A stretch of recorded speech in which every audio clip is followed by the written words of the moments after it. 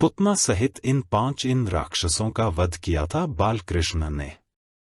देवकी और वसुदेव के विवाह के समय आकाशवाणी हुई थी कि देवकी के गर्भ से जन्म लेने वाली 8वीं संतान कंस का वध करेगी। इसके बाद कंस ने देवकी और वसुदेव को मथुरा के कारागृह में बंद कर दिया था। कारागृह में कंस ने देवकी और वसुदेव की 7 संतानों का वध कर दिया। 8वीं संतान के रूप में श्री कृष्ण का जन्म हुआ और भगवान की माया से वसुदेव ने बालगोपाल को यशोदा के घर पहुंचा दिया। कुछ समय बाद ही कंस को मालूम हो गया कि देवकी की 8वीं संतान का जन्म हो चुका है और वह गोकुल में है। इसके बाद कंस ने कई राक्षसों को बालक कृष्ण को मारने के लिए भेजा, लेकिन कान्हा ने उन सभी राक्षसों का वध कर दिया। यहाँ जानिए बालपन में ही श्री कृष्ण ने किन राक्षसों का वध कैसे किया था। बालकृष्ण ने सबसे पहले पुतना का वध किया। पुतना के विषय में काफी लोग जानते हैं। वह कंस द्वारा भेजी गई एक राक्षसी थी और श्री कृष्ण को स्तनपान के जरिए विष देकर मार देना चाहती थी। पुतना कृष्ण को विषपान कराने के लिए एक सुंदर स्त्री का रूप धारण कर वृंदावन में पहुंची थी।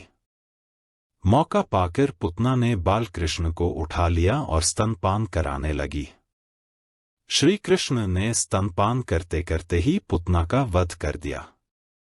जब कंस को यह मालूम हुआ कि पुतना का वध हो गया है, तो उसने श्री कृष्ण को मारने के लिए तृणावर्त नामक राक्षस को भेजा। तृणावर्त बवंडर का रूप धारण करके बड़े बड़े पेड़ों को भी उखाड़ सकता था। तृणावर्त बवंडर बनकर गया और उसने बालकृष्ण को भी अपने साथ उड़ा लिया।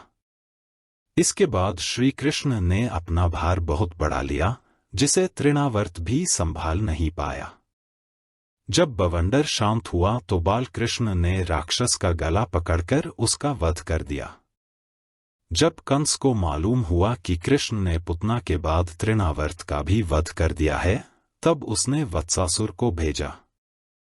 वत्सासुर एक बछड़े का रूप धारण करके श्री कृष्ण की गायों के साथ मिल गया। कान्हा उस समय गायों का चरा रहे थे। बालकृष्ण ने उस बछड़े के रूप में दैत्य को पहचान लिया और उसकी पूंछ पकड़ घुमाया और एक वृक्ष पर पटक दिया। यहीं उस दैत्य का वध हो गया।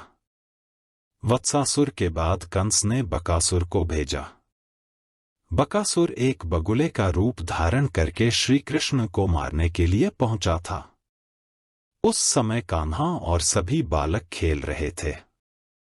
तब बगुले ने कृष्ण को निगल लिया और कुछ ही देर बाद कान्हा ने उस बगुले को चीरकर उसका वध कर दिया।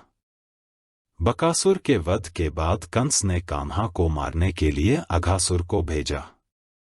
अघासुर पुतना और बकासुर का छोटा भाई था। अघासुर बहुत ही भयंकर राक्षस था, सभी देवता भी उससे डरते थे। अघासुर ने कृष्ण को मारने के लिए विशाल अजगर का रूप धारण किया। इसी रूप में अघासुर अपना मुंह खोलकर रास्ते में ऐसे बन गया जैसे कोई गुफा हो। उस समय श्री कृष्ण और सभी बालक वहां खेल रहे थे।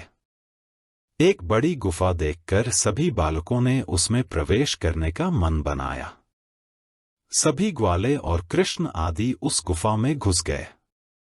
मौका पाकर अघासुर ने अपना मुंह बंद कर लिया।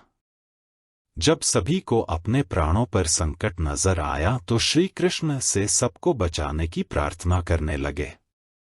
तभी कृष्ण ने अपना शरीर तेजी से बढ़ाना शुरू कर दिया।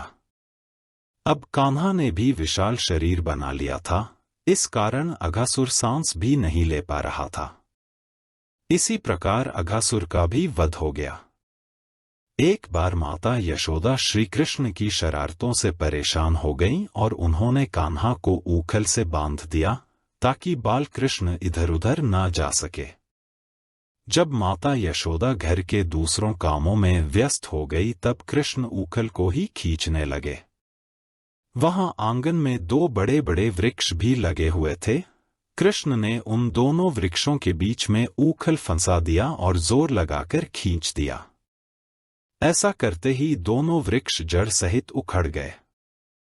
वृक्षों के उखड़ते ही उनमें से 2 यक्ष प्रकट हुए, जिन्हें यमलार्जुन के नाम से जाना जाता था। ये दोनों यक्ष पूर्व जन्म कुबेर के पुत्र नलकूबर और मणिग्रीव थे। इन दोनों ने एक बार देवर्षि नारद का अपमान कर दिया था, इस कारण देवर्षि ने इन्हें वृक्ष बनने का शाप दे दिया था। श्री कृष्ण ने वृक्षों को उखाड़कर इन दोनों यक्षों का उद्धार किया।